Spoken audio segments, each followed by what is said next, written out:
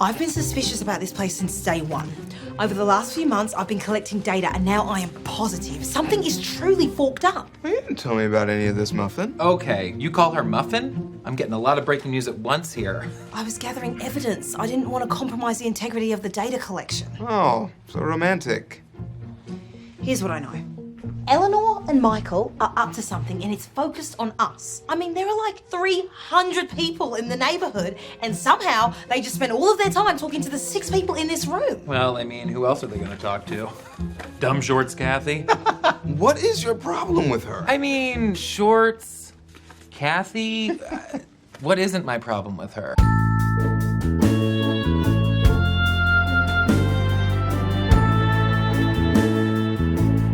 Slipping through my fingers all the time. I don't know. I don't know. Why that keeps coming back to you today? Yeah. I wish it would slip through my fingers. Have you seen Mamma Mia? I saw the first movie once. Do you know the context of that song? It's like when she's getting her daughter ready for her wedding, Meryl Streep. Nice. And slipping through my, like, her girl's all grown up. Mm-hmm.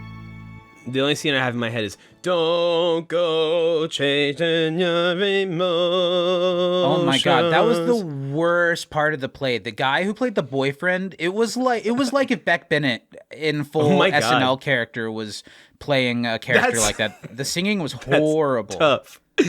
And for some reason, there's like a bunch of dudes in like flippers and scuba outfits prancing around the stage during that whole song.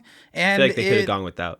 Wasn't great. Okay. Spend all your time on me. Friend, I probably say this 30 times a year, and I only really mean it about 2 or 3 of those times, but I can genuinely, honestly say that it is very, very nice to see you. It's very nice to be here talking to you. I've missed you, and I'm glad to be back with you. Well, you know, Zach, in my time away, I had some time to do some soul searching, some thinking, and really think about what brings me joy in life. And I'm just so happy to be sitting here with my eyes firmly planted on Gooby. And you. Starting to creep me out a little bit. I'm Gooby's creeping you out. You know he's staring back. No, you are. You know he's only staring back at you because he has no other option. I see how he's been looking at me. Everybody, it is so nice to be back. Into the Time Knife is back after, for the first time really ever in our podcasting venture, that we had a totally unplanned absence. We haven't put out anything over the last couple weeks, and I've really missed doing it, and it's really nice to be back in practice of it. It's good to see you. Back in the captain's chair. We're back in the saddle again. Nice. 'Cause it's a long way to the top if you want to rock and roll. Kung Fu Panda 4 in theaters. Go see it. I was thinking that's what they do at the end credits of School of Rock as the credits roll. The movie's almost over. Movie's almost over. School of Rock might be great movie. One of the greatest films of all time. I have held the position for a long time that movie is perfect. You can put it on for any person at any time, and they're going to enjoy it. It went over great at the funeral I was at last week. I'm talking, of course, the Nickelodeon television series adaptation of School of Rock. I thought you meant the actual brick and mortar School of Rock store that was like across the street from where I used to live. Hi, everybody. Welcome back to Into the Time Knife. It is so good to be here in front of you talking about The Good Place. Hi, everyone. I'm Muffin. I'm Steven, and great plan. Let's kiss. We're here. It's very good to be here. We had 3 weeks at least of unplanned absence, and we have done so many things in those 3 weeks. I feel like there's a lot to update on. We did a lot of that on the pre-show. Go check out the pre-show over at patreon.com/can'tdisappointpodcast to get the true catch-up. And speaking of catch-up, patreon.com/can'tdisappointpodcast. We couldn't bring this show to you every week, or, every week when we do bring it to you every week, without the support of our $10 and up patrons. Those people, of course, are Mary Baker Budisa, Danny M. Lugo, Justin Fortier, and Lil S. Haker. If you like this show, if you want to help us keep bringing it to you for as long as humanly possible, that's a great place to support us and keep the fuel in the tank over at patreon.com/can'tdisappointpodcast. Steven, it's been a long time. I'm sure over the last few weeks you've had a couple of, I've got to bring this up on the podcast when I've got a captive audience. What are you thinking about? Let's see. Some things that I was like, I want to talk about. For the video viewers that just saw my face freak out, I just I don't know. I just spilled my coffee in water. Carry on. You spilled your coffee in water? And water. You spilled both? You need to take care of that? No, like drops, but enough. There was movement and drops spilled. You. Yeah, it's very much so. Mm-hmm. Let's see. Went to Texas for the first time. That was fun. Did you find yourself welcome there? You know what? I did everything in my power to not interact with anybody. How'd that go? It was great. It was fine. I made Texas you is promise hot. me that you were going to get barbecue. You didn't get barbecue, did you? I didn't, because I was in San Antonio and there really wasn't Mexican much food. barbecue there. Yeah, that was a lot of Good Mexican food? Very good Mexican food. I had some great mezcal drinks. Had tableside guac that was made in front of me at the table. That was nice. That's the best. That was super yummy. Good food in Texas that I had. Danny and I won like a Midwest dance competition thing yesterday. This was no, not in Texas. This was yesterday. This was in Chicago. Yeah, I guess day before yesterday, something like that. But you've said really a couple times about how you won this competition. Did you feel like the competition was pretty stiff, or was it an easy, this is ours to take? It definitely wasn't like guaranteed or anything. We have some pretty good dancers in our area, so it's That's awesome. Pretty good. Congratulations. Yeah. I went to a funeral for my great aunt, which sad about it. But there's always funny stuff that happens at a funeral. There's guaranteed to be at least one thing. So my grandmother, there were a lot of siblings. The only ones that are now left alive are my grandma and one of her sisters. And the sister had a few strokes fairly recently, so she's in a wheelchair, but she's still really pretty funny story cognitive. so far, Steven. Yeah. Well, she was like sitting like kind of in like the aisle, I guess, of the church we were having the funeral, and somebody was like bringing her water for some reason, and she didn't ask for it, I'm sure, but one of my like cousins was like running water kind of frantically up to her and like scared her because she didn't know they were coming, and she like went like this and smacked the water like into so it just went Is this like in the middle of the service? In the middle of the fucking service, and then like the water flies, and then my grandma was sitting next to her and she like jumped because it got on her, and it was so funny. I had to do everything in my power to not laugh Unfortunately, they did both loud. Pass away from shock in that moment. And it made the dark luckily evening we were much all darker. there. Funny story. Yeah, it was really funny. Made it a 3-for-1 price. Yeah. Do we get a deal? Well, I'm very sorry that happened. That was a big part of why we've been gone the last couple weeks. That was the week that it happened, and you had to come home and go to a funeral, and it's very sad. And yeah. Got to be in Michigan. Michigan's fun.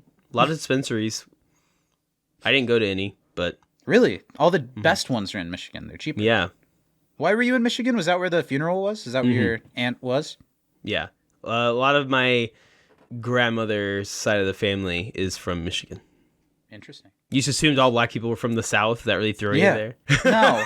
It's been a really eventful last couple weeks. I built a PC for the first time. I'd never done that before, and I wasn't planning on doing it when I set out to do it. So I'm very proud of myself for the finished product, and I've never felt more pride in using a computer. You know, when something works, I'm like, that works because I put it together. That's pretty Zach, cool. coming to you live from Leapfrogs, my first laptop. Yes, my computer is made of mini string-together tin cans, and it's worked to the point where Zoom is up. You can run Zoom on a lot.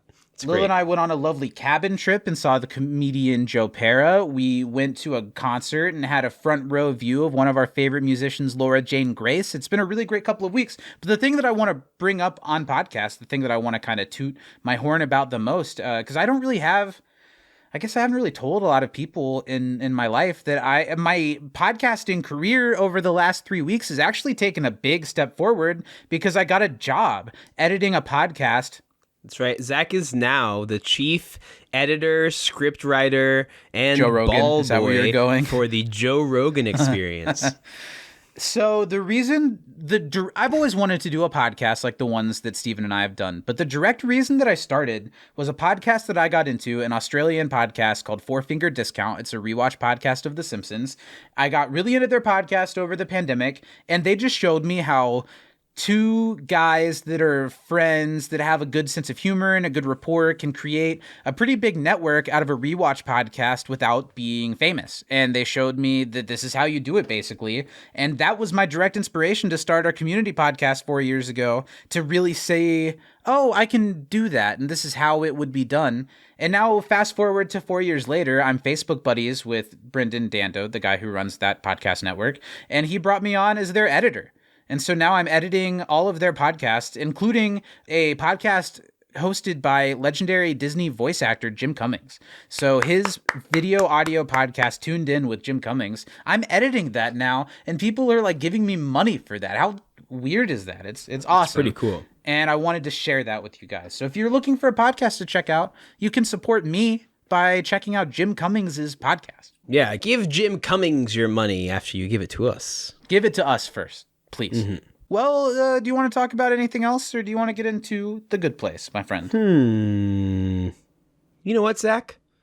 Just want to tell you, I love you. Best movie you watched in the last 3 days? Oof. There was one day where you watched like 15.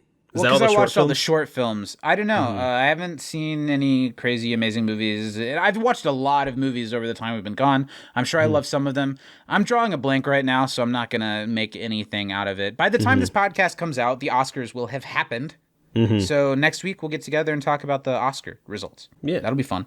Is he grouchy? Is he happy? How's Cookie come into play? Who's Cookie? Cookie Monster. Oh. Okay, let's talk about The Good Place. We're back in action to talk about Season 4, Episode 7 of The Good Place. This is Chapter 46, and it's called Help is Other People. This is the final episode directed by Beth McCarthy Miller, who previously directed Tahani Al-Jamil, Existential Crisis, The Snowplow, A Fractured Inheritance, and earlier this season, Employee of the Baramy. It's a pretty stacked repertoire. Really good. A lot of great Tahani episodes. Since The Good Place, she's gone on to direct some of the last season of Modern Family, the show Call Me Kat. You ever heard of that one?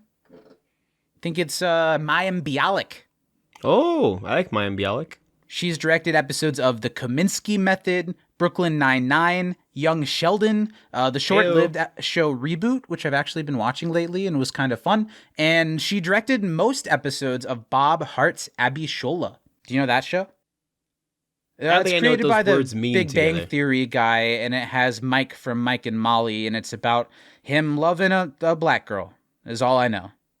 Nice. That's all. I'm sure there's more to it that makes it like subtle and okay. Hart's? Yes. Bob Hart's Abby Shola. Bob Hart's. No. Bob Hart's, like Bob Hart is presenting Abby Shola. No. That's Bob what I took loves that as. Abby Shola. That's a terrible name for a show. I think this is me guessing what it's about without really having any information about the show. I think maybe he's like a social worker and he helps Abby Shola get citizenship and then they fall in love. Oh, so she's African? Yeah, I think so. Well, yeah. It's created by Chuck Lorre and the character's name is Abby Shola. Like Abby Shola? No, one word. Abishola. Holy shit. Abishola. Zach, I was thinking of a totally different situation. Yeah. I thought we had 4 words, one apostrophe. Bob Hart, like Abby Shola, belongs to Bob Hart. Yeah. No. I mean, it's not a good title for a show, but that would be a fucking horrible title for a show.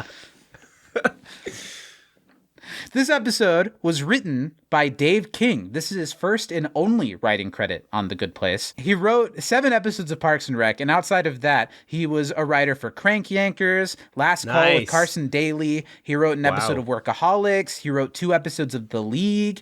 He wrote an episode of The Simpsons, 7 episodes of Love, including the series finale of that show, 1 episode of Pete Holmes' show Crashing, 1 episode of A.D. Bryant's Shrill. He's one of the writers also on the Pandemic Parks and Rec like Zoom special that they did. Okay. Did you watch that? I always saw clips. Yeah. He wrote 1 episode of Mindy Kaling's Never Have I Ever. 1 episode, this blew my mind, an adult animated series called Santa Inc. that starred Seth Rogen and Sarah Silverman. It's an adult animated like Santa Says the F Word show, and its score on IMDb out of 10 is 1.7. Wow, that's hard to do. That's low. That's really bad.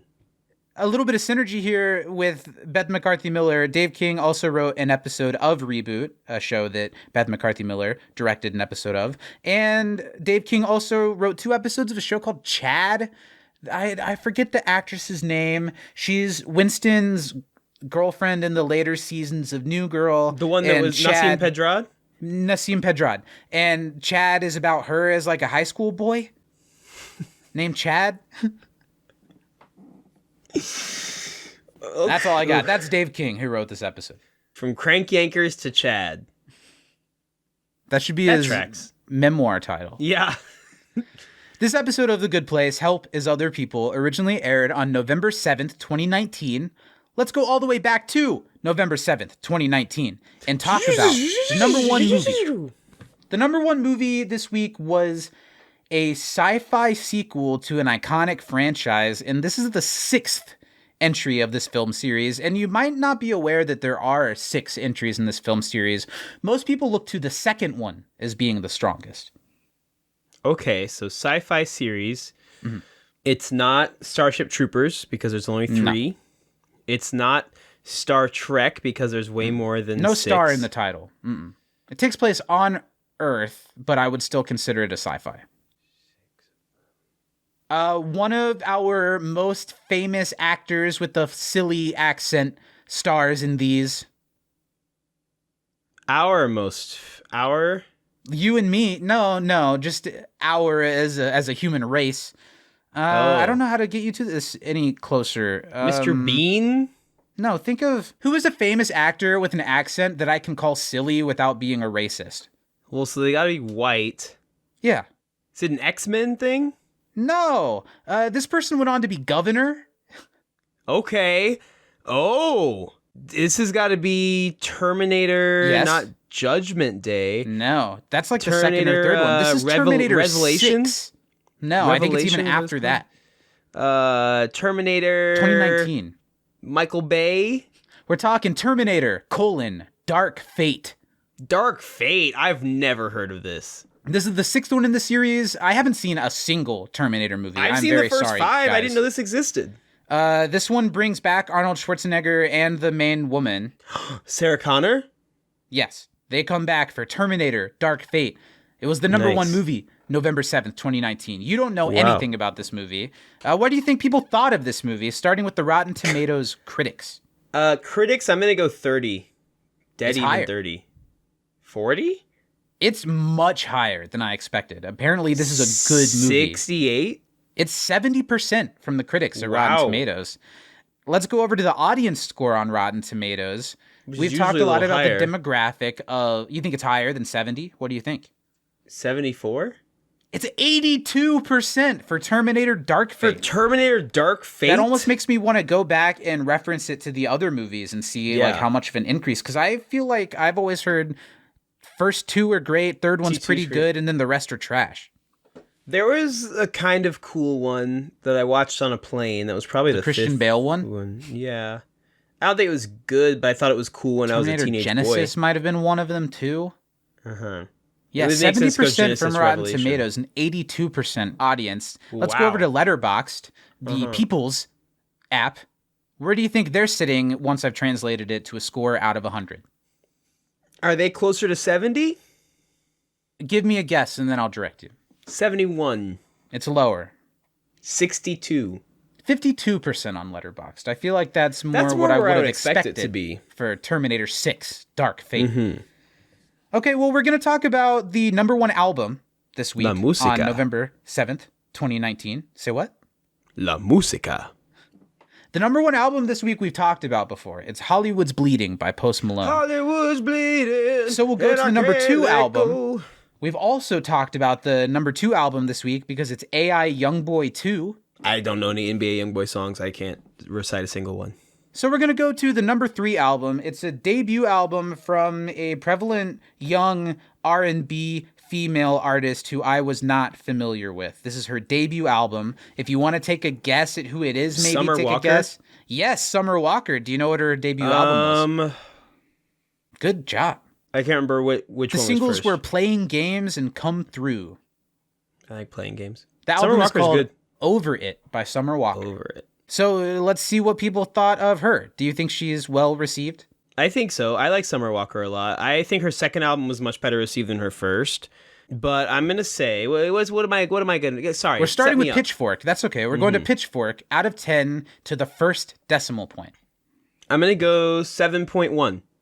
You are so close, within 1 decimal point.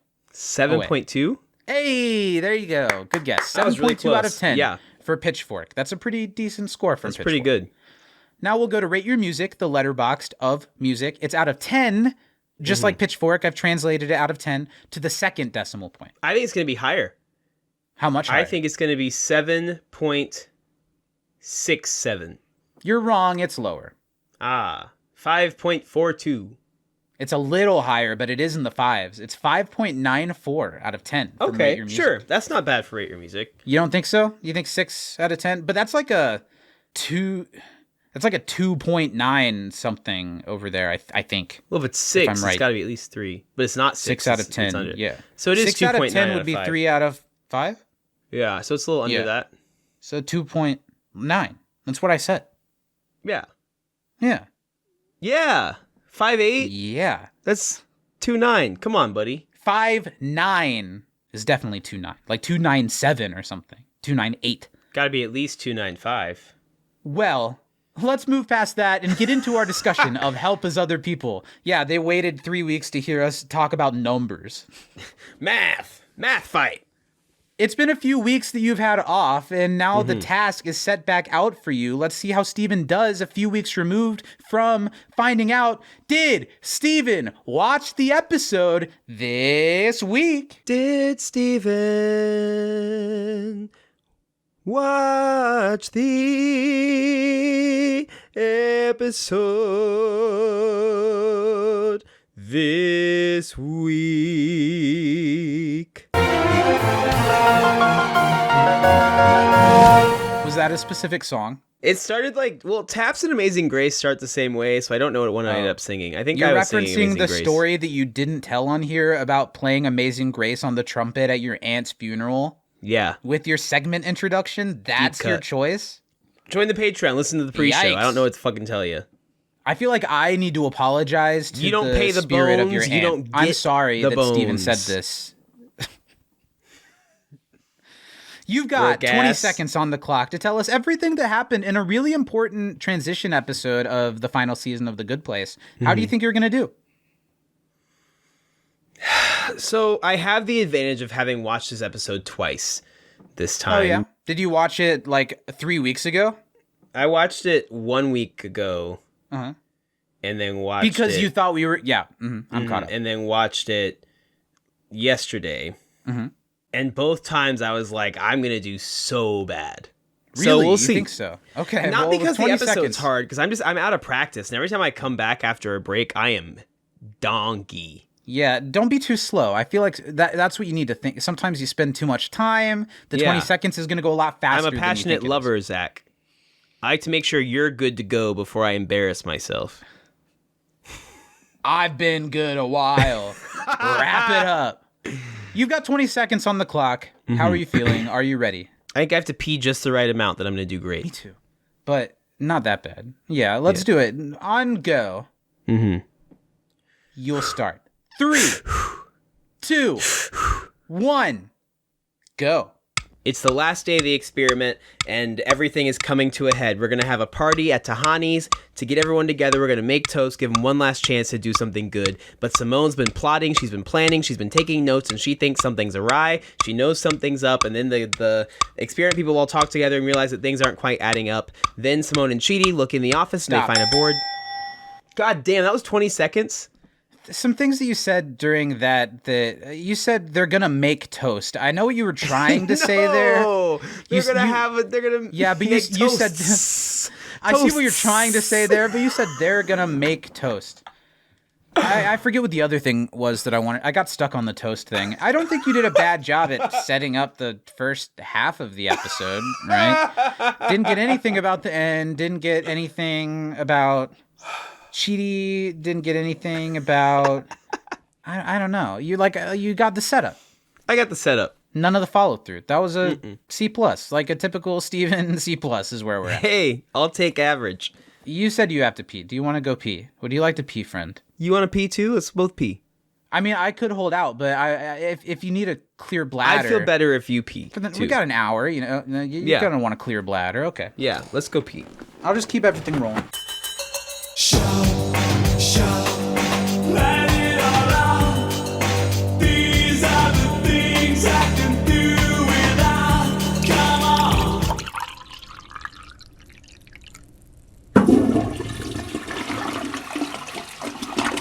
All right, Steven, we pissed.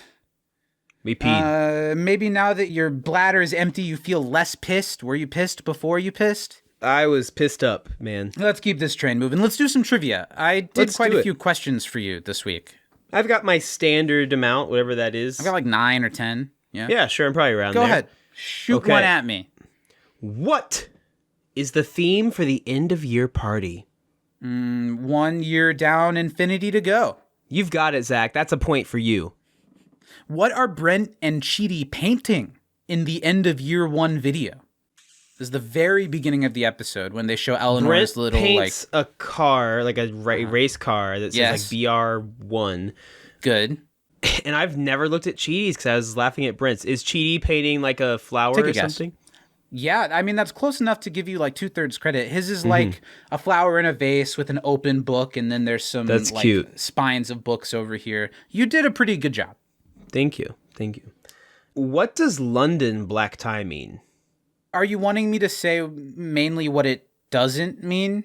I'd like to see what it means and what it doesn't mean. And you only have to get one of the doesn't means. I don't need both. I'm not going to get any of it. I feel like one of the doesn't means is Kensington, Yeah. but that's like all I've got of the whole thing, I think. Well, by London black tie, Tahani means Knightsbridge black tie, Knightsbridge. not Kensington. Not Kensington, Or not heaven West. forbid, West Just West. Brompton. Brompton. Which all Right. sound like made-up places, but I can assure you, based on various lower-level league soccer clubs, those They're are all all very real real. places. Yeah, in London. London has like 25 fucking teams. Do you not know how big of a following we have in West Brompton? The That's West like one of our biggest Brompton markets. Barlers. I don't know what a barler is, but they do in West Steven, Brompton. what does Tahani tell John and Chidi that they're dressed well enough for? You all look so good. You're dressed well enough to... Kiss. Full stop. Period. To run the coat check at the Met Gala. Oh, yeah. She does say that. What will take you to Groovy City? The midnight train. A train. Yeah, the train will take you. What are the chances that Janet can get into the obelisk? 1 in 293 million? Not even close, really. 1 in 970 trillion. Fuck!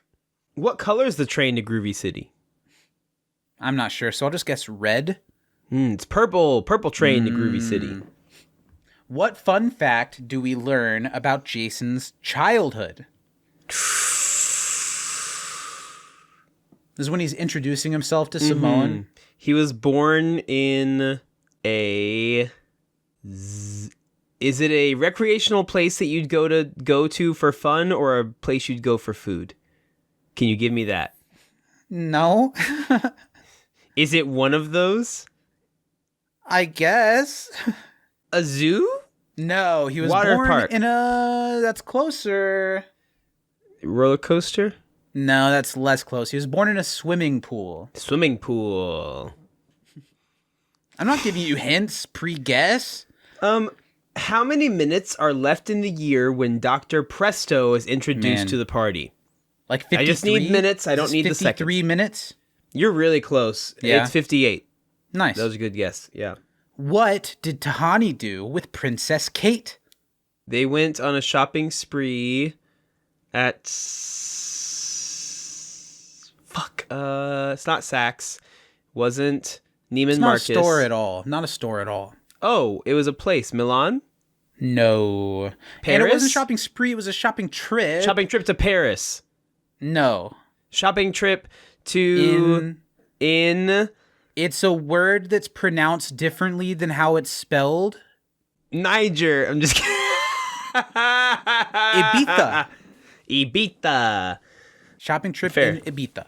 Ibiza. Who is Brent's watch twin? I remember this line. I wrote it down in my notes. I don't know who this person is, so I can't recount their name at this time. I believe he's the guitarist for Bon Jovi, Richie Sambora. I'm pretty sure that's who he's the guitarist of. He's Did a you guitarist. Google him, or did you know that? I knew that he was in a band, but I didn't remember which one. Why so I would had you to know Google. that? Oh, so he Why do I know the probably members isn't. of Bon Jovi? Why do I know that that John Bon Jovi owns What's a his name? majority I'm looking stake it in an up. arena football What's the team? name you said? Why do I know that John What's Bon the Jovi's son is name you engaged to Millie said? Bobby Brown? I'm looking it up. Richie Sambora. I always thought, or I always hoped Congrats, that, Millie Bobby. that Millie Bobby and Jacob Sartorius would work things out. Sure. I think they were just He Too far is gone. best known as the lead guitarist of Bon Jovi from 1983 to 2013. Oh, he looks weird. yeah, I don't think it's a good thing. Ah! You know, in The scream you just scrumped. is it Bill Hader in something that wears like a oh no, he looks like Carl Havoc Sure. in the face and chin.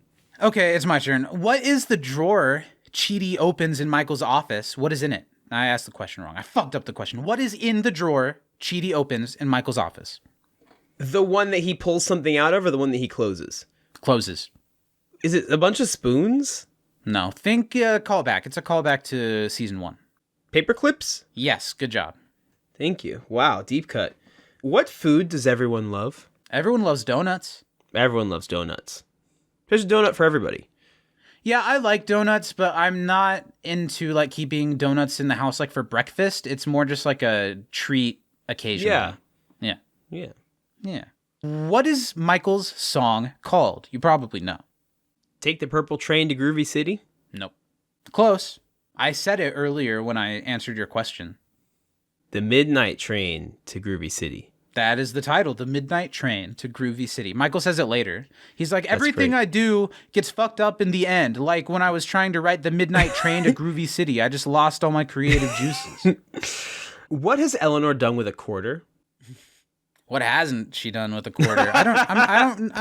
With a quarter, I don't know. She's bounced it off of Chidi's Oh, ass. Chidi's Confirmed. ass. Okay. So there, you remember the show Mansers on Spike? Sure.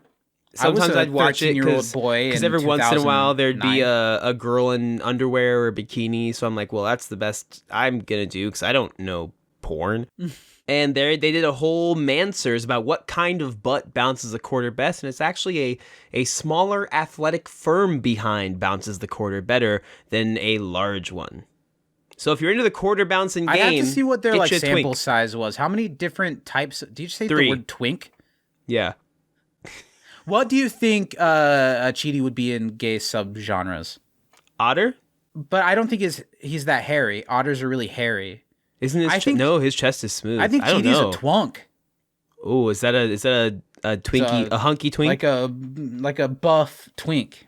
Yeah, I'm into A that. twunk. Yeah, sure. I'll take it. I don't know what I would categorize Chidi as. I feel like most of the gay terms I know are for white men.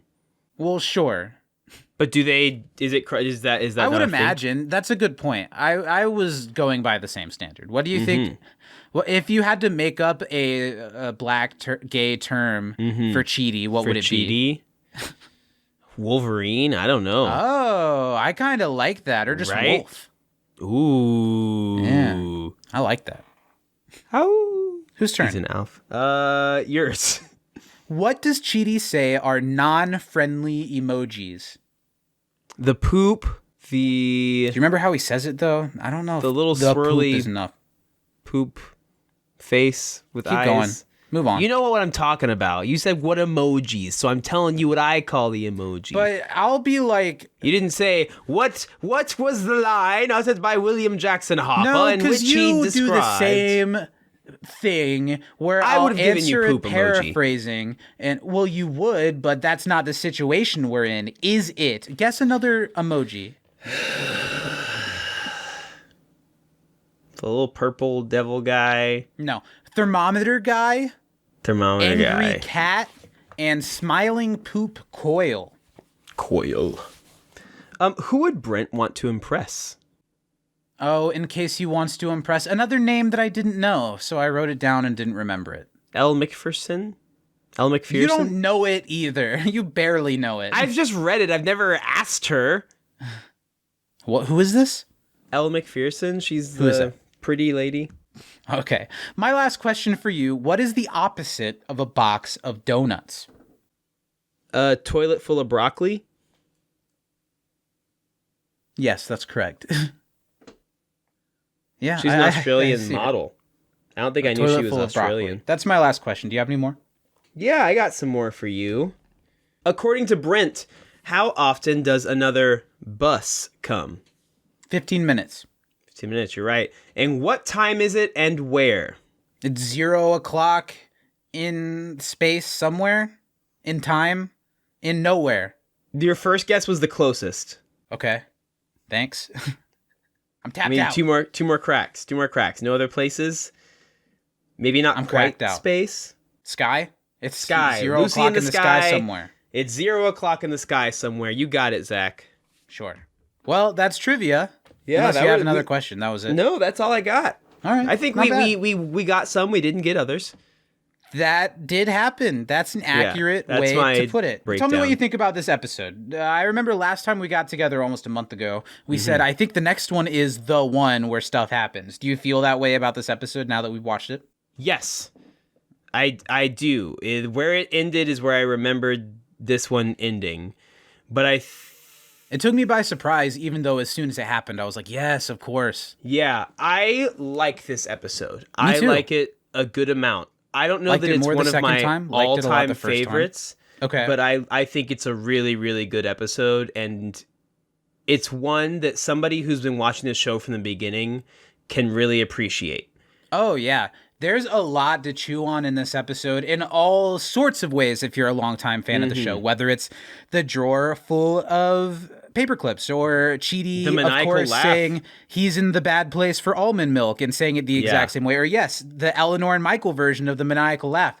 This has a lot of payoff for a longtime fan of the show. The thing is that it's kind of playing the hits in some regards because there are so many moments that are like, oh, I remember this, so this isn't quite as effective as that. yeah. But I'm not using that as a complaint. I think this is a really solid episode that brings a lot to a head. It really ends the story of the 4 humans in this experiment in a satisfying way for how much we've focused on them the first half of the season. I don't remember how much we get out of characters like John and Brent and Simone out of the rest of the season. There has to be a little bit more because there's still some loose ends to tie up, I think. But this is a great episode as a catalyst for the end of that so we can move on to the ending for our core characters that we love so much. Yeah, I think this episode does a really good job of, with an expanded cast of characters that we have now, giving everyone, for the most part, a moment to shine a little bit. yeah, I think everyone. John has some great lines. I think Simone is really strong. Chidi, obviously. Brent has Jason. funny stuff. Jason. Eleanor, Tahani, Michael, it's a few. Tahani. Yeah, it's Janet, a great episode. the line for all the about "I characters. will be violently devouring my babies" is fucking hilarious. Yeah, Or this is a good Janet's episode. line, "They see what they see, man." Like that. That's like all-time Janet comedy. That's great. There are a lot of really great, funny lines. I had a couple of really good, surprising, loud laughs watching this Yeah. episode. And then the end leaves me wanting a lot more. This is a really satisfying episode. Let's dive into it and see how much more satisfied we are by the end of it. I'm satisfied. The beginning is Eleanor's video. It's the end of year 1, and she's reminding everyone in the neighborhood.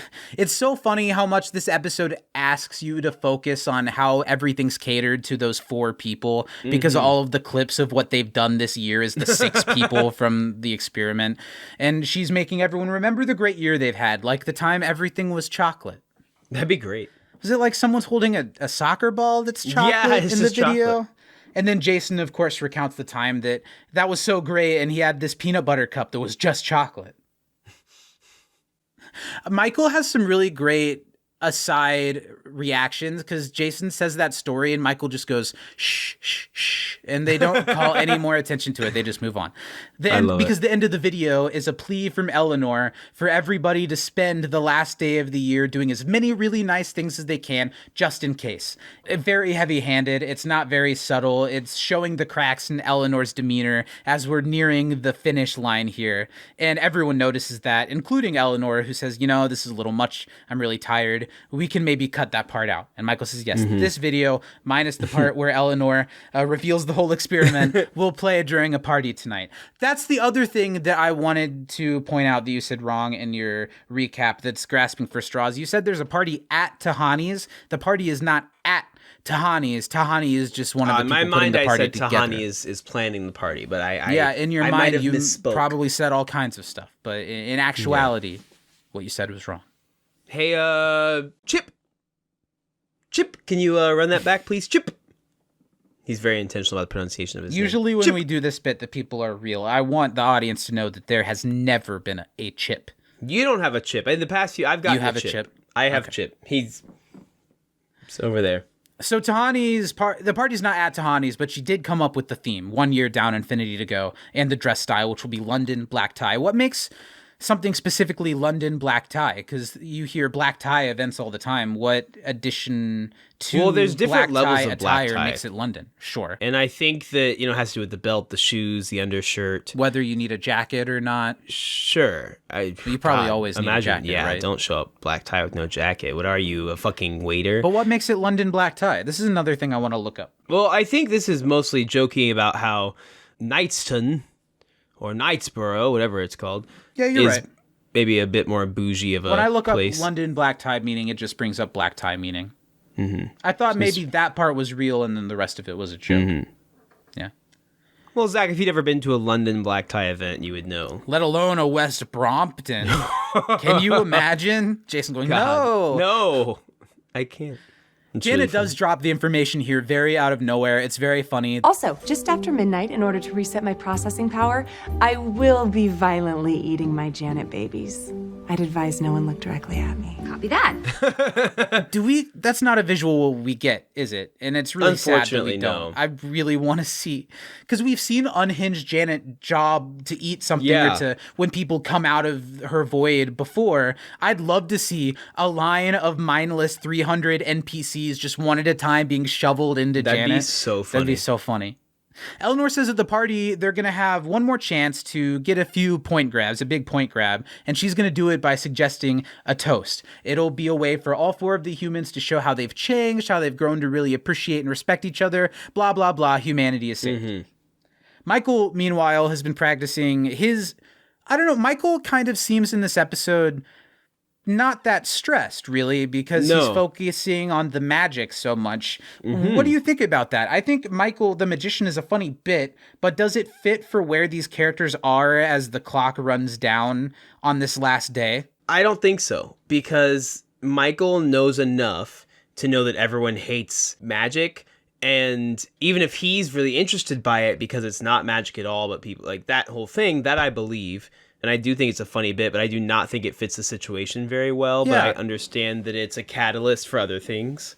Michael knows more than anyone what this last day means and what's going to happen. If anything, just like a little addition of Michael admitting to himself or to his friends that he's doing this to distract himself from the impending doom. I think just a little line like that would, because I like the bit, it just feels a little out of place for the episode. Michael's been practicing human magic. Jason, of course, who is stunned every single time Michael does anything, starting with the coin behind the ear. And Eleanor shuts it down. Eleanor's the one who brings up the name. No magnificent Dr. Presto.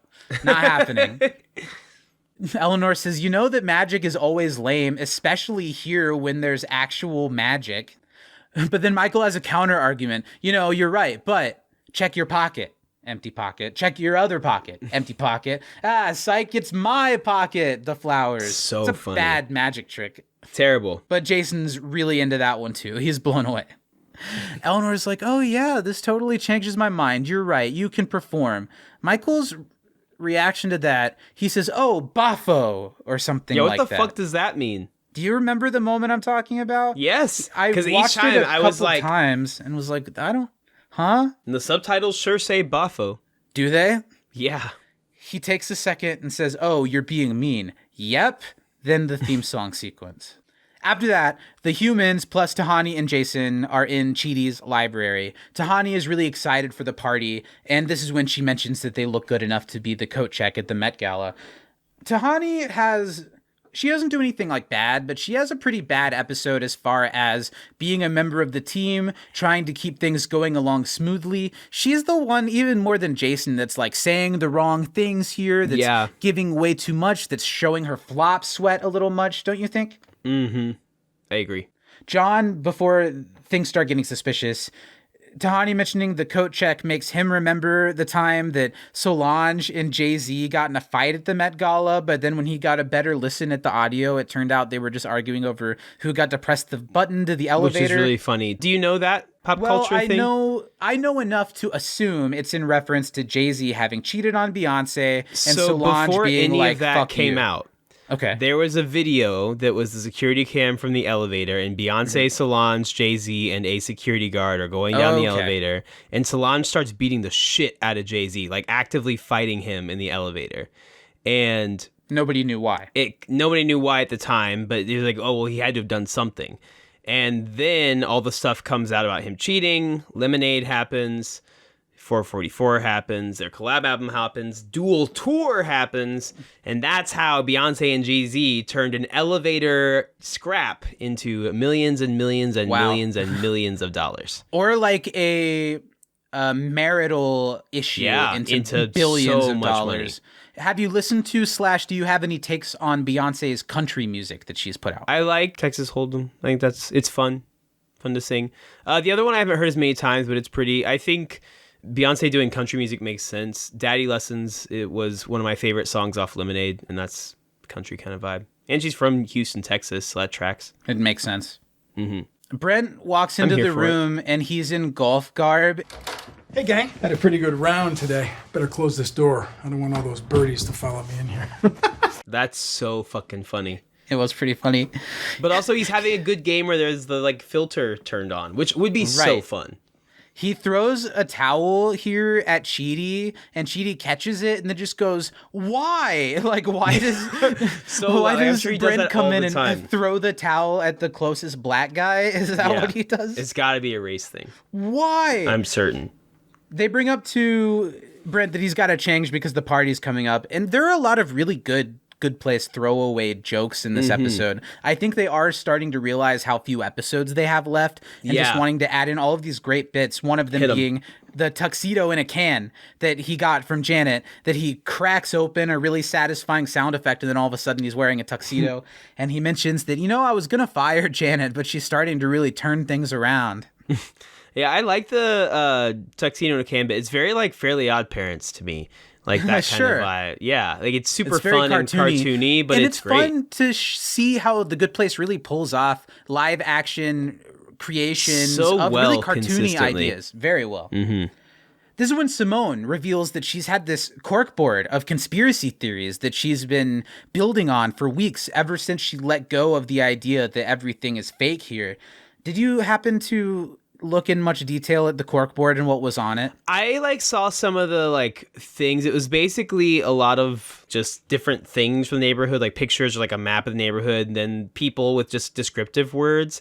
Like Michael said tall underneath or height underneath, something like that. So I don't think there was a lot, but there was some funny stuff that I did catch. My favorite thing I noticed, what was the name of the old lady who ended up being a demon? Do you remember? Because that's what the corkboard said. It said, where's Janice or whatever that lady's name was. And I thought that was a really funny touch. That's really Simone, of course, notices this one person just straight up disappeared. Yeah. She says, I know you're going to think I'm crazy. And someone, I forget who, says, no, why would we think that? John. Mm-hmm. She says, something's wrong with this neighborhood. It's a very big moment, and it's a moment that we see happen time and time again when the neighborhood experiment is put on with humans. At a point, they're going to realize that they're trapped and that something weird is happening here. So we cut to the office where Eleanor is watching the ticking clock. She has no idea how what they've done has gone and I had kind of forgotten until they dropped the name of the obelisk in this episode. Me too. The reason it's been in the background all season, which it has been, is because there's an accountant in there. I think the accountant who got switched off of weird sex things, he's been in here this whole time judging what they're doing, and they have no idea how that's going. So Eleanor, in another really funny throwaway Janet bit, asks Janet if she can go check it out and see if it's going well. And she says, well, there's a chance, about 1 in 970 trillion. I'll try. Boop. Immediately boops back in. She's like fried and frizzy hair. And no, it did not work. I'll be right back. That's great. Then Michael tells her, because he can tell what Eleanor's going through, that falling apart in crucial moments is kind of his thing. And that Eleanor needs to be the one to hold it together, which she says she will. But, and I think this is a good runner for Eleanor. There's so much big overarching story happening that I think it's a really nice, small, true to Eleanor's character bit that she says, I'm used to only playing games that I can like put my finger on the scale. Yeah. I only join something if I know I can win. This is different than that. I don't know how I'm going to make myself win this one. And to that, Michael says that this last day, all they have to do is stick to the plan and not do anything radical. But they could do something magical. Eleanor says, you've got to let it go, man. And Janet, who said, I'll be right back, pops back in to say, yeah, you really do. She's right. She's right. Back in the human crisis, Simone starts talking about all the data she's gathered. But John is more surprised when Chidi responds to her by calling her Muffin. And John says, a lot of breaking news here. This is a lot at once. Simone's been collecting all this evidence, and Chidi's upset that she didn't tell him. But she didn't tell him because she didn't want to risk what she was trying to learn by telling anyone. And Chidi responds with, oh, so romantic, which will have a flip side on Chidi's end later in the episode. Simone knows that Eleanor and Michael are the two that are up to something, and it's focused directly on the 6 of them. I really love the way that this episode uses Jason and Tahani as the swing humans. I think that comes to a head really well here. John says, well, who else are they going to talk to? Dumb Shorts Kathy, when Simone mentions that everything is focused on the 6 of them. And someone says, what is your problem with her? Jeez, what's your problem with her? Shorts? Kathy? And you hear Brent laugh in the background at this, being on board with Dumb Shorts Kathy, which tracks. Simone asks Jianyu, you're kind of sweaty looking, what's going on? And Tahani, like I mentioned a few minutes ago, is really the sweaty one this whole episode. Yeah. He's fine. He always sweats when he's meditating. He calls it sweatitating. No, I mean, he doesn't talk, so I call it that.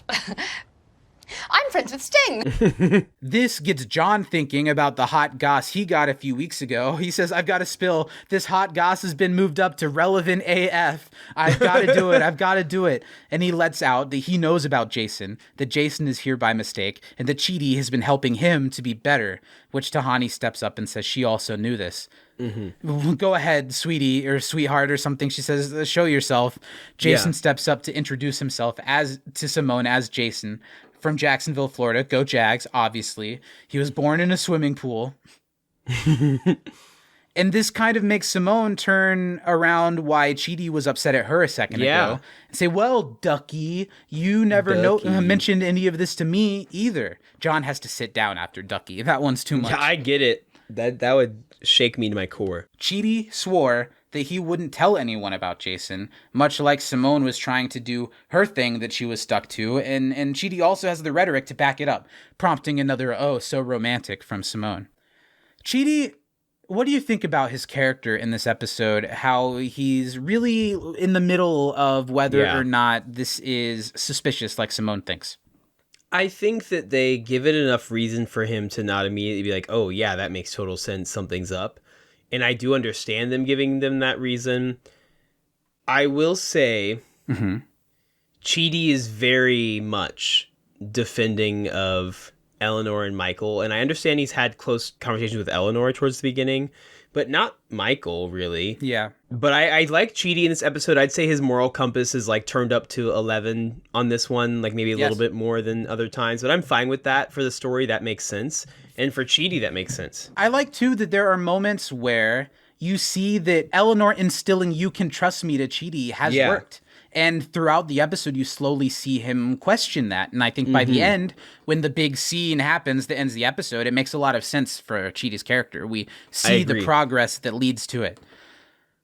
So Chidi's willing to accept here that certain things have been odd, but doesn't really get what Simone's going at. What's your hypothesis? Maybe this isn't the good place. Maybe it's a test. My best guess, it's some kind of experiment. We're being observed in a closed environment.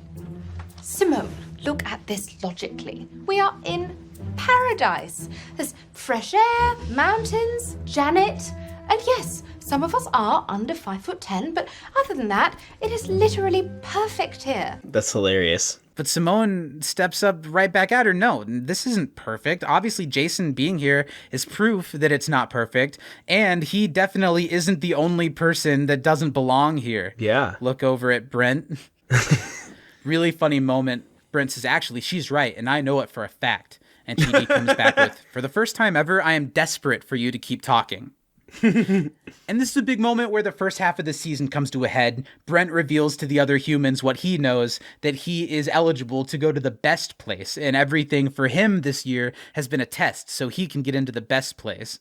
He says, Michael and Eleanor said to me, amigo, you're going to the best place. And Chidi says, I don't think they actually called you amigo. But as far as Brent knows, this is all true, and at midnight, he's going to be on the first Escalade out of this place. Simone reasons with him, takes him face to face, and says, think about this. You would literally have to be one of the most incredible people in the universe. Brent takes a healthy pause. I mean, it makes sense to me. I don't know what to tell you. It's so funny. Tahani is still trying to dissuade this as much as possible and brings in the words of Princess Kate from their shopping trip to Ibiza. There's a lot to unpack here. So funny. Tahani's setups are so good. She's so quick. Maybe they should set aside their differences and enjoy themselves, she says. But Simone can't do this. It's too far. Now that she's brought up her doubts, she has to figure out what's going on here and tells the rest of the crew, okay, you guys go to the party, but listen to me and keep your eyes open. And she grabs Chidi and says that she has a special mission for the two of them, and they walk off together. John says, oh, great, Muffin and Ducky are on the case. Outside in the neighborhood, we see the big countdown clock. There's 5.5 hours left at this point, and Eleanor asks Tahani and Jason for a status update. Jason says, oh, it's going awesome. Tahani says, no, it isn't. Oh, yeah, it's going terrible. And they tell Eleanor what's going on, that Simone is doubting and collecting evidence. So Eleanor's really surprised because Simone's been agreeing to hang out with the crew and to be a part of team activities, but this was all just so she can observe. It was all fake, and she kind of got them on that one. Which, clever plan. And clever plan on the show, where Simone has just been in the background for the last couple episodes. I'm sure if we went back and rewatched those episodes, we'd see that the couple of times when she does speak up might speak to what she's actually doing behind all of this.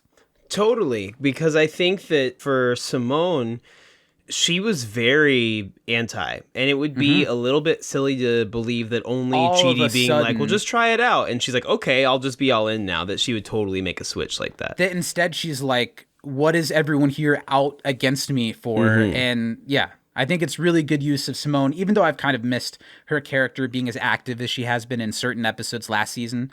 This is a really good Simone episode.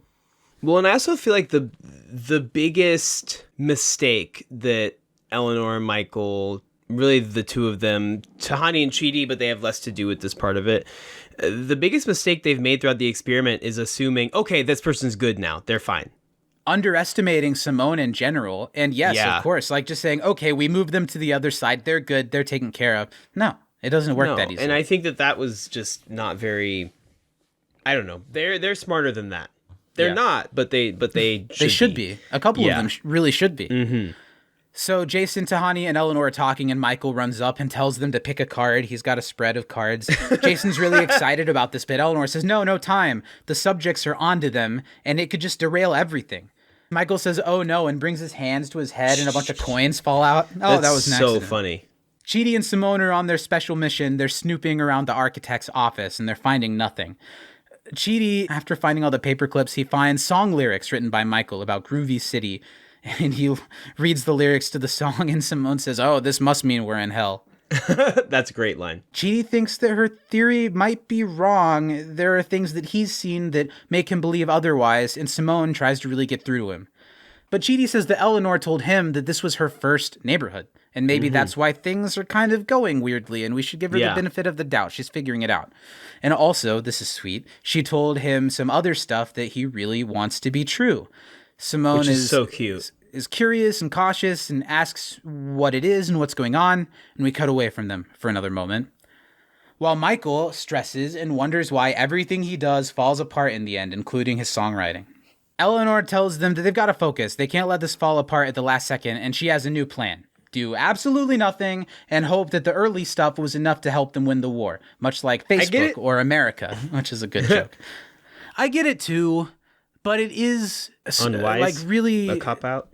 Yeah, a cop-out, struggling to get somewhere at the end, trying to come up with a good spin on this bad situation. Maybe what we did before was enough and we can just wait it out.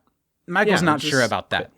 They can't just play it safe. And he has a risky plan that might get them where they need to be for the end of the experiment and asks them to trust him. Eleanor says she does, and everyone else is in. Someone says, "I'm down for forking it." I forget where that comes in. They're forking it. Fork it. Oh, yeah. Eleanor says, "You know what? Fork it. I'm in." And Jason says, "I'm down for forking it." They're all in. They all trust Michael.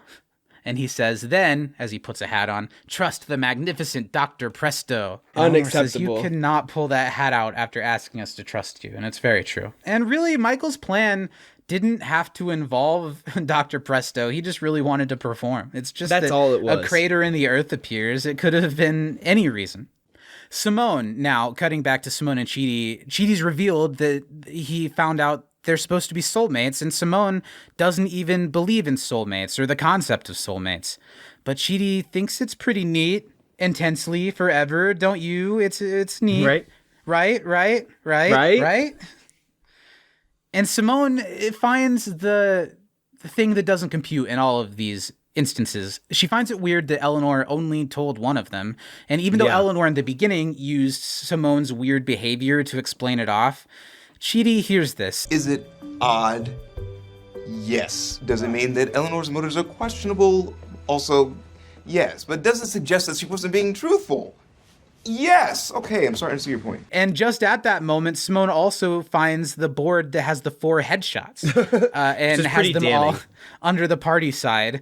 And Chidi is the one who very quickly notices, why is it just the 4 of us? Why aren't Tahani and Jason there? Which I think is a really great thing in this episode, that is a big part of why this is all coming together and being pulled apart.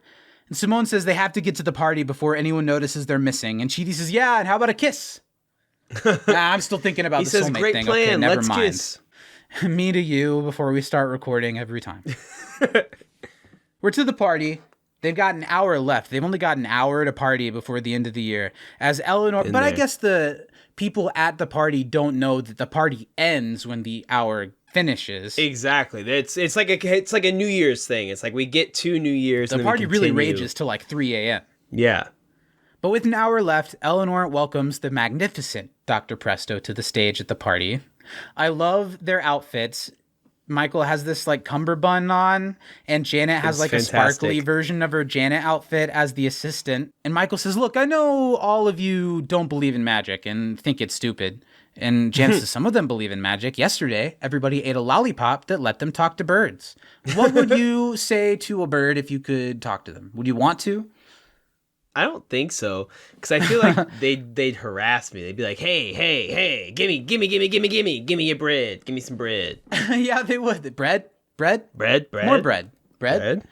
It's got strong. We've done a bunch of these energy from like Eleanor and Michael, and we're out of good place event ideas. So what if there's a lollipop that makes them talk to birds?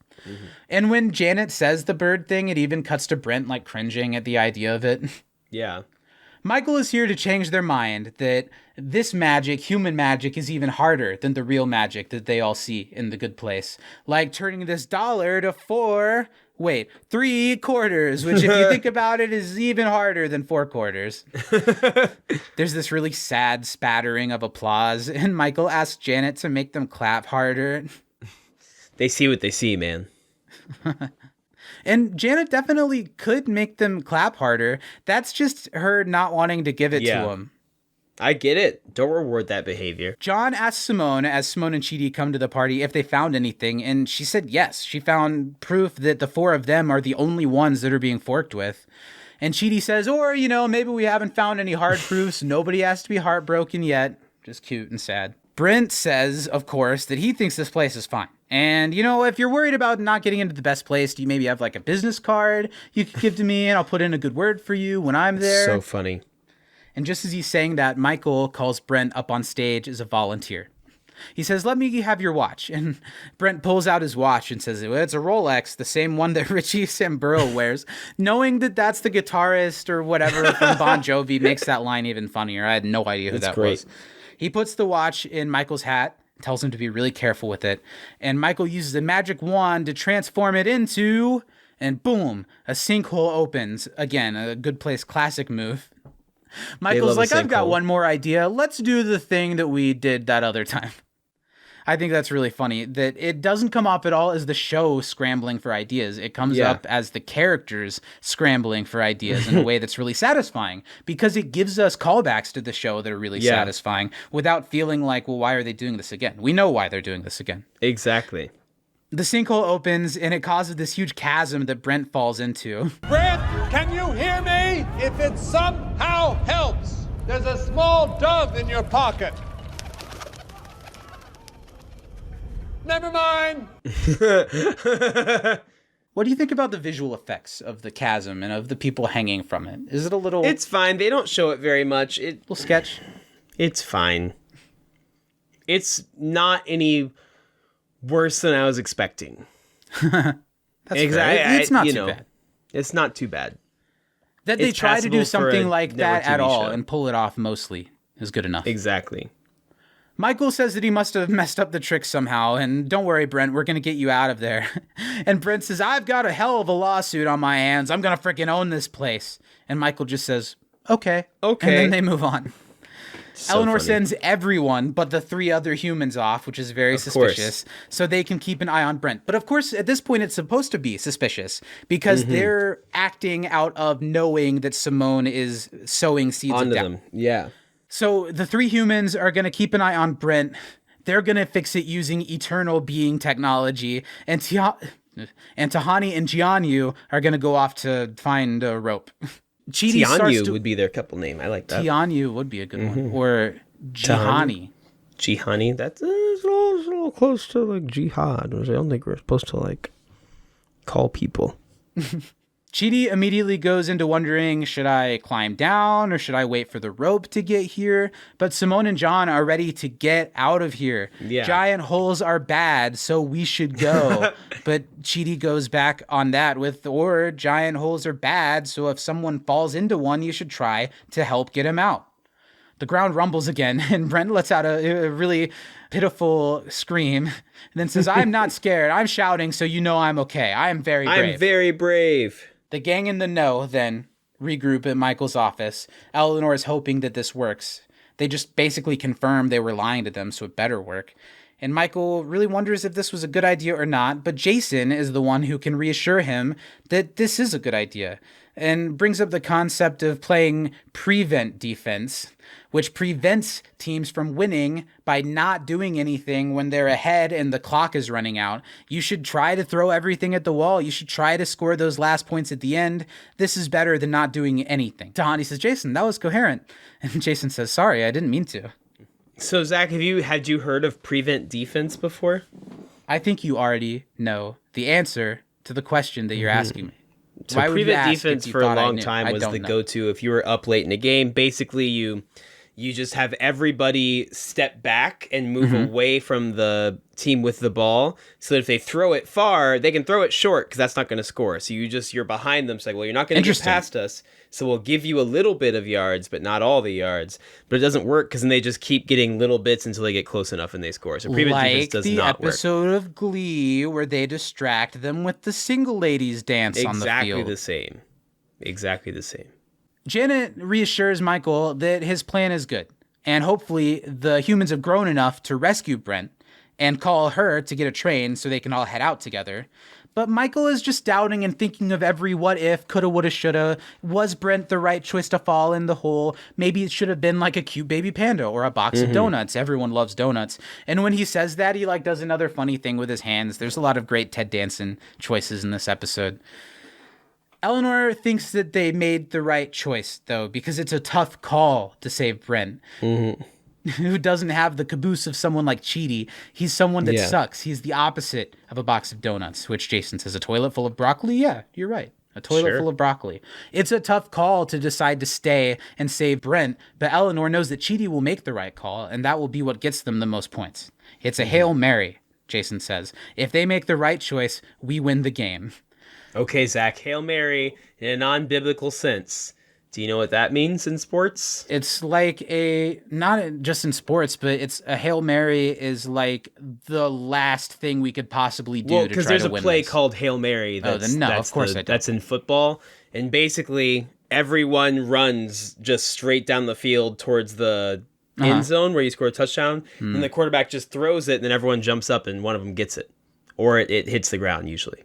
Is there a Glee equivalent to that one for me? It'd be like if in one last stitch effort to win regionals, Schuster puts everything, hedges all his bets, puts his mortgage down, all the money he has to buy the rights to sing one song. And if they sing it well enough, they win. But if they don't, they lose. So it's like the time they did Gangnam Style. Yes. And one of the characters passed out in the middle of the performance because another character had tricked them into having an eating disorder. Exactly. Is it like that one? Exactly that. It's the one with the stutter. Do you think it's a dumb line when Tahani says, "That's two good analogies in a row from Jason. I'm worried he's a demon in a Jason suit." Didn't bother me. Be nicer to Jason. Just say, "Hey, Jason, good job." Back at the sinkhole site, John is wondering if they're really in hell as Chidi is preparing the rope to try to save Brent. And Simone points out how mean he was to people. Like, John says, "I worked really hard. I lived the best life I could." But Simone says, "But you were mean to all the people, and that was the hard work you put into." And John says, "Oh, you must be right, Simone, because you always have to be. What are you? The bottom of a coal-fired pizza?" And Simone says, "Why? Because they're cold on the bottom?" And John says, "Yeah, because I'm burned." "Oh, because I'm burned." I just didn't write that part of the line down. And John says, "Oh, you do have to be right about everything." Chidi interrupts that by saying, "Well, I know why I'm here." Pregnant pause. Obviously, it's the almond milk. I drank so much. It's so bad for the environment. And Simone is noticing the ticking clock and thinks that this might be the only time they have left to try and escape. But Chidi will not escape without Brent. I think this scene's really great. Deciding what the right thing to do is, and Simone and Chidi coming to an agreement that they respect each other's position, but they cannot agree with each other anymore. Which I love. John points out, if the roles were reversed, would Brent even think about doing the same thing? And Chidi says maybe if Elle Macpherson were walking by, or if he thought maybe Chidi was some type of prince he could ransom. Who was Elle Macpherson? Did you say you knew who that was? Pretty girl. You showed me a picture. She's an Australian model. But Chidi says the point is Brent's a person in a hole, and he has a duty to help him. What he would do is irrelevant. And Simone rightfully disagrees. Think about it scientifically. If you do an experiment 1,000 times and you get the same result every single time, that problem is solved. Exactly. And she also brings up, in one of these 1,000 times, Brent was so awful that you punched him in the face because there was nothing you could do about it. And Chidi even has a but for that. He did it before he knew that he couldn't just go somewhere else in heaven and not be their friend anymore. Now we're leaving him to God, who knows? Exactly. And that radically changes the situation, and he cannot just leave a person. I can't just leave him. Well, I respect your position. I respect yours. I was a little bit surprised because I didn't remember that part of it, that that everyone left other than Chidi. I had forgotten that happened in this episode. And I was kind of surprised by that. I mean, I understand all makes sense. But you completely understand. Even John, he's in the right and not in a mean way.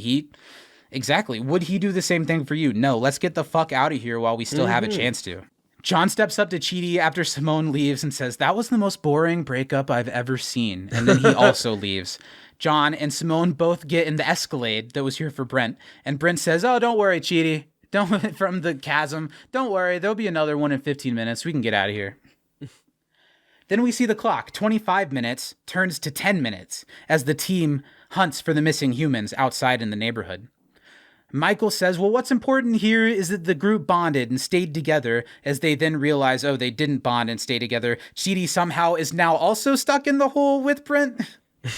It would have been kind of fun to see Chidi fall, but I do kind of like that quick joke of all that matters is that they're not together. Okay, this is even worse. Yeah, they did not bond. They snapped in half. Exactly. They're both hanging from the rocks. Chidi's really scared. The rocks are really sharp. Brent says, oh, I'm not scared at all. But they really need some help. They need to get out of there.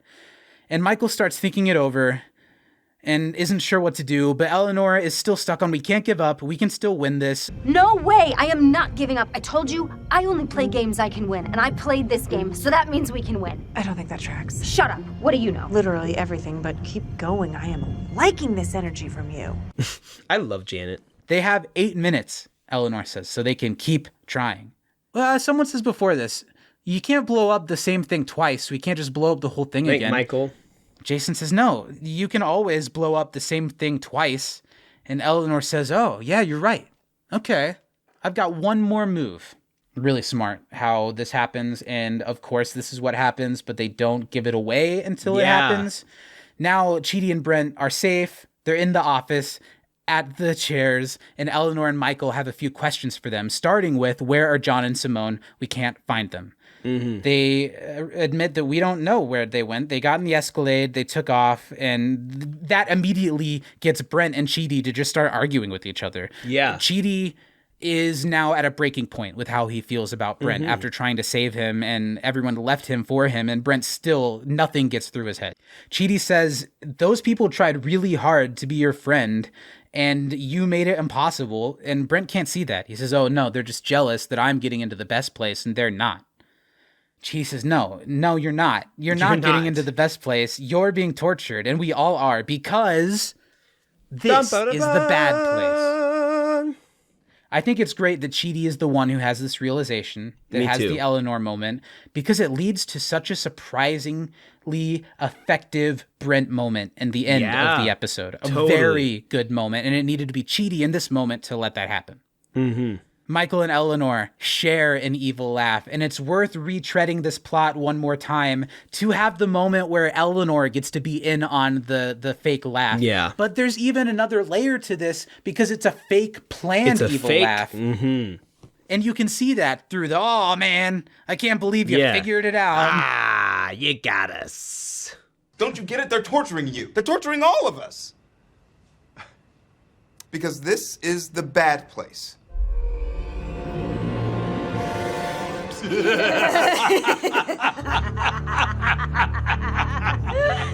man! I can't believe you figured it out! Yeah, I love that angle because it does feel acting. It feels like the characters are acting, and I love that. Which is fun. The first evil, maniacal laugh from Michael at the end of season 1 was so real. This was not.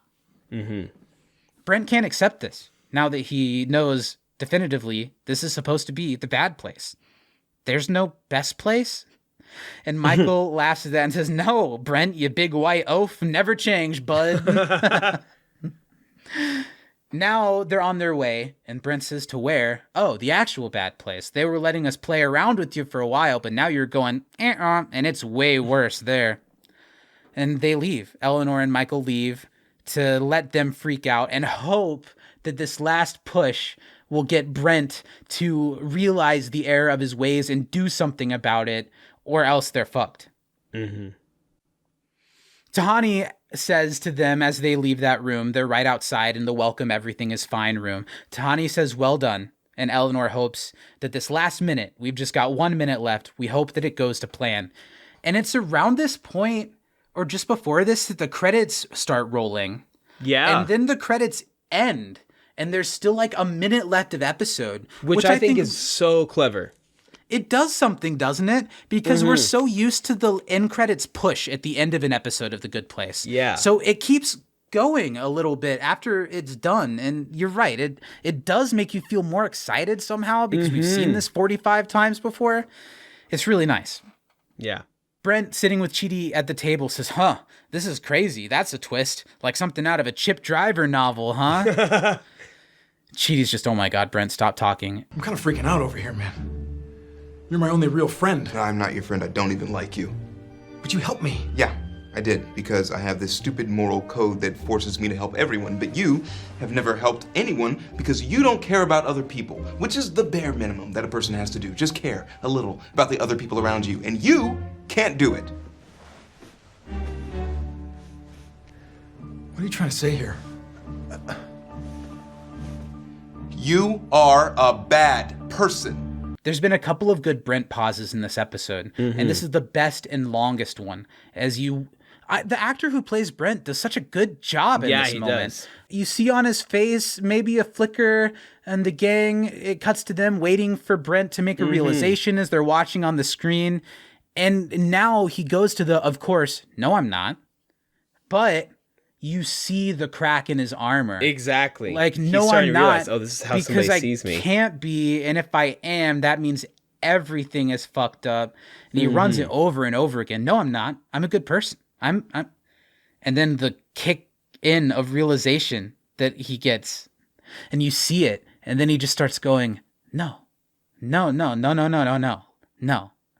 And he delivers this line so perfectly. They end this episode so perfectly. He says, look, Chidi, you know that there's only a minute left. You forget kind of because you're in this moment with Brent. Whatever happens next, I need to say this to you, all right? I am so sorry. Cut off, freeze, Perfect. Out of time. Before we talk about the joke that ends the episode, which is funny, I think everything about this moment works perfectly. Yeah, how I long agree it takes wholeheartedly. Brent to say what he has to say doesn't feel like they're running out the clock.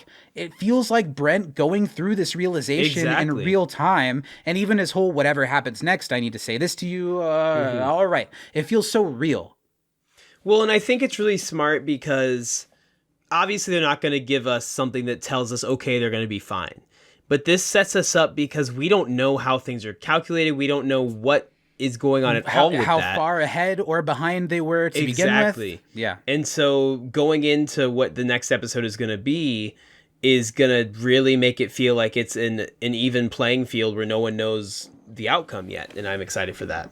It makes me think of season 3 a little bit, where we could cut to Janet and Michael checking everything on the tape. Here, we know there's someone in the obelisk checking all the tape, but we don't know how that's affecting everything. So just as the time freezes and the gang realizes they're out of time and they have this shocked moment, this is really funny. Janet arrives with a pitcher of margaritas and says, I'm sorry, I know that the moment isn't right that Eleanor, you told me as soon as it ends to show up with a pitcher of margaritas. What does Eleanor say? It's 0 o'clock in the sky somewhere. Kristen Bell makes a nice little choice where she starts to grab for the glass of margarita, but then goes for the pitcher and drinks it, ending this episode, which is now one of those episodes that I liked a lot before we started talking about it. Absolutely. I like it more after talking about it. It's a really important episode. It handles each character and where they are at this point in the final season really well, and it sets things up beautifully for kind of the second half, a little mini final part of the season to really wrap the almost story like up. This feels like a season finale. It does. And it's good enough to be one for sure.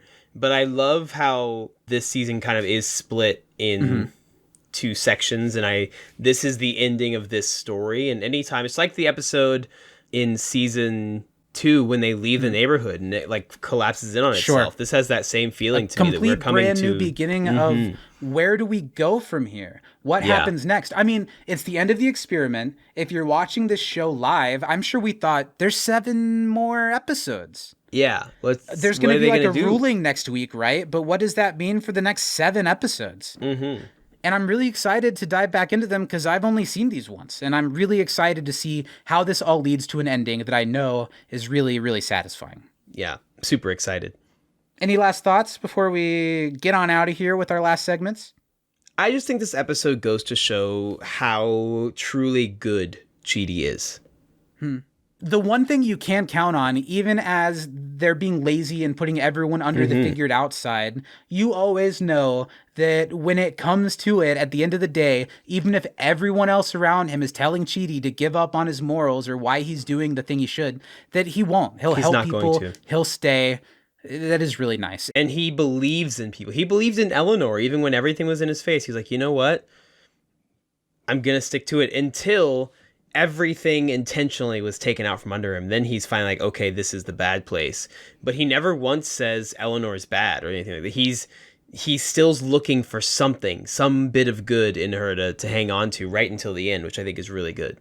Well, this is such a great segue into Good Place, Bad Place, right? Because I think Chidi makes a lot of sense for the Good Place. We usually do the Bad Place first, but let's just go ahead and give it out. I'm going to give it out to Chidi because we're talking about him.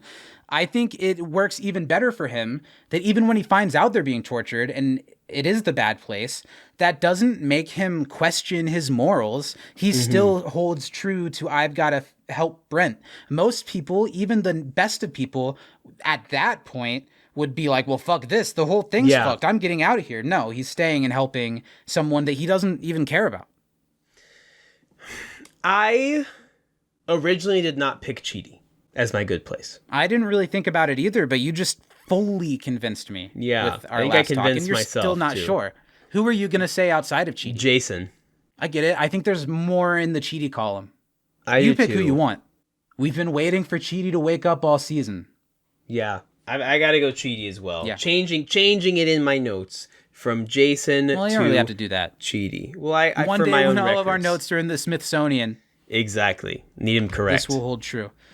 The Bad Place, I haven't thought a ton about. I think generally this is an episode full of pretty good behavior, even considering Simone, who is acting most actively against the goal of the good in this episode. Her motivation, her reasoning, and her fear all completely track, and I don't think what she's doing is bad. I think what she's doing is out of having a good mindset, trying to help herself in this fucked up situation that she still thinks is fake all around her.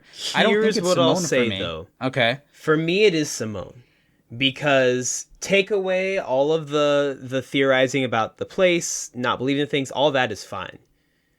When there's one person that has shown to have immense care for you, and that person's in a situation where they're like, listen, help me help this person, and you say, I get what you're doing, I gotta pull the Gabriela Montez, I gotta go my own way, and you leave Chidi there to potentially meet a permanent end when you leave. That I do not think is very good behavior. Regardless of the Brent situation, leaving Chidi is not cool. I get why you're going that direction, but I even think at the end when she leaves, they come to an agreed upon impasse. I don't think Chidi's maybe hurt, but not mad and misunderstanding why she left. I think it makes sense why she leaves. And even with Chidi being the one person that she should help, she probably in some way still isn't convinced that Chidi is real, that not all of this. I see where Simone is, and I see your reasoning for, who was the other person you just said, being bad? I only talked about Simone. No. You said Brent. You made me think of Brent, but I don't think I'm going to give it to Brent either. I think Tahani is an option, and I think who I'm going to give it to actually is Michael. For being not a total present. fuck off the whole episode. He's just not present in this big thing. Sure, he has a couple of good things to say, but this is the end of all ends. And he's got sleeves full of quarters. Next week's episode is called The Funeral to End All Funerals. It is time for Michael to step up more than he has in a while, and I think he kind of falls short. I don't think anybody is horrible in this episode. I can't even give it to Brent because I think in the end, we do see a big moment that is going to change him drastically. And I think I have to give it to old Mikey Mike. I think that's a good pick. Well, that's the wrap up here for Help Is Other People. A really good episode. Finally, a big Chidi episode that also just keeps everything moving forward to the next moment of the series. While also kind of we've forgotten about people like Sean for a while. We've forgotten about the judge for a while. It's time for all of that, all of the authority figures to come back into place as we wrap this thing up. And I'm really, really excited to see where we go next week on the next episode. Yeah. I'd like to address a YouTube comment, Zach. Okay. Can't remember the user's name off my head. Somebody asked which was worse. I remember. Between having to sing Les Mis in the bar or being rapped to by DJ Epic One. It's the rapping easy, right? It's easily the rapping. Because the singing one was about us. Yeah. We were in the spotlight. Yeah. He just posted a video of him like rap battling somebody and it was only his part. And it was like one of those rap battles like pre-written, which I don't love. And it was really bad. And he kept like looking around at the audience like they were going to be like, ooh. And everyone was like this. And it was really funny. And it says a lot that he still is like, yeah, we got to put that up on the YouTube channel. I killed that shit. Well, I think that does it here for Into the Time Knife this week. It's really good to be back. We will be back next week unless somebody dies. Plenty of people on this planet. As long as nobody on Earth dies before next week, we will be back to talk about the funeral to end all funerals. Maybe Steven will play a little bit of Amazing Grace on the trumpet for us next week. I might get emotional in the middle. To talk more about The Good Place. But until then, if you want more of us, patreon.com/can'tdisappointpodcast. Listen to The Basement, watch You Can't Diss a Pre-Show, and all of the other 3+ years of content we've got over on Patreon. Go through all the eras of Zach and Steven podcasting with exclusive unseen content over at patreon.com/can'tdisappointpodcast. Steven, where else can the people find us? If you want to fall in our deep, dark chasms, make sure you go follow us over on Twitter and Instagram over at Time Knife Pod. Please also check out the video companion to this podcast on YouTube. I just answered a YouTube question live on the air. That could be you. Come watch, comment, subscribe, slap the bell to get notified. See clear as day how this podcast is not meant to be a video podcast, as you can see so clearly every cut, edit that I make. Multiple a minute. Yeah, so true. What is this, Taken 3? Are we Liam Neeson jumping over a fence in a mere 75 shots? Were you in the middle of telling people where they can find us, or did you finish? YouTube. Search the name of the show, or go to I wasn't sure if you were done. Podcasts, whatever the hell the channel is called. Search the name of the show. You'll find us. Honestly, you could probably just look up Zach and Steven and find something. Yeah. It's bound to be something good. Thanks for spending your time with us. We're sorry we had to go away for a few weeks, but it just made us excited as ever to come back, and I'm really excited to wrap up this show. Me too. It's coming to a head. Yes. And there's one thing I love. A little bit ahead. A little bit of coming to head, so... Well, with that on all of our minds, why don't you get us out of here? For the first time in a few weeks, from inside the Time Knife. Black Lives Matter. Free Palestine. I'm Zach. I'm Steven. And we will see you next week. We love you.